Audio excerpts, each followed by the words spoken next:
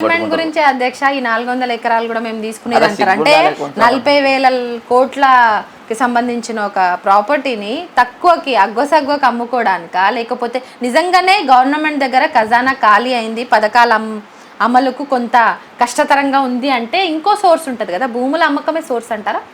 ఇప్పుడు వాళ్ళకు వేరే దగ్గర నుంచి వెళ్ళి ఇప్పుడు నేను అంటున్నా ఇవాళకెళ్ళో నిన్నటికెళ్ళో ఫస్ట్కి వెళ్ళి ఐఆర్బీ వాళ్ళు టూల్ రేట్కి పెంచారు, 30 సంవత్సరాలు లీజుకి ఇచ్చారు. గత ప్రభుత్వం ఇచ్చింది, నేను విజిలెన్స్కి పోయినాను, రోజుకు 2 కోట్లు 3 కోట్లు వస్తాయని ముఖ్యమంత్రి చెప్పింది. నువ్వు అధికారంలోకి వచ్చినావు 15 నెలలు గడిచింది. ఐఆర్బీకి నువ్వు క్యాన్సల్ ఎందుకు చేస్తలేవు? క్యాన్సల్ చేసి ఆ ఖజానా నింపుకో, అడ్వర్టైజ్మెంట్ దాన్ని నువ్వు క్యాన్సిల్ చేయి, అందరికీ డబ్బులు సంపాదించు. నువ్వు రిజిస్టర్ అయిన హైడ్రాను దాన్ని కరెక్ట్గా వాళ్ళ రూల్ ప్రకారం పనిచేసి నువ్వు అవసరం ఉన్నది బోలే కూలగొడతా, అవసరం లేదు కూలగొట్టనని చెప్పేసి నువ్వు మిస్యూజ్ చేస్తుంది హైడ్రా, దానివల్ల ఇక రిజిస్ట్రేషన్స్ ఆగిపోయినాయి. నువ్వు సంపద పెంచుకో, నువ్వు ఎక్సైజ్ డిపార్ట్మెంట్ పాలసీ బరాబర్ పెట్టు, 4 రూపాయలు వచ్చేటట్టు నువ్వు చేసుకో. ప్రభుత్వం డబ్బు సంపాదించుకొని ఈరోజు ముసుగు వీరులకు ఇంతకుముందు మన దాడి దోపిడీ దొంగలను చూసేది ఎక్కడ?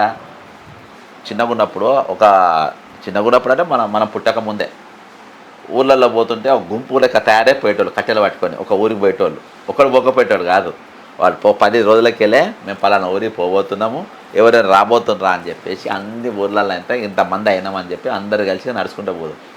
అప్పుడు దాడి దోపిడికి వెళ్ళి దొంగలు ఉండేటోళ్ళు, నాకు చీకర్లో ఇట్లా ముసుగులు కట్టుకొని వచ్చి పట్టుకొని వాళ్ళు గుంజుకుపోయేటోళ్ళు. ఈరోజు తెలంగాణలో ట్రాఫిక్ పోలీసులు ఎట్లయిందంటే సందులల్లా బొందులల్లా వస్తుని పోయేటోళ్ళు పట్టుకొని వాళ్ళ బిల్లులు చేసి పాతయి బిల్లులు అన్నీ చలాంది వసూలు అంటే డబ్బులు వాళ్ళ దగ్గర గుంజుకోవడం. సరే రూల్ ప్రకారం గుంజుతున్నావు, కానీ సందులల్లో బొందులల్లో దాడి దోపి లెక్క దొంగలు లెక్క ఈరోజు మీరు తయారు చేసిందనంటే అది పద్ధతి కాదు కదా. నువ్వు ఖజానా నింపుకోవాలి, నువ్వు డబ్బు సంపాదించాలంటే నీ పరిపాలన బరాబర్ ఉండాలి. అలా నేను రూపాయి వేస్తేనే కానీ నీకు పైసలు వచ్చేది. ప్రజలు 4 కోట్ల మంది సబ్బు కొంటేనో ఉప్పు కొంటేనో మేము వేసే పన్నుతో నీకు 4 రూపాయలు వస్తాయి.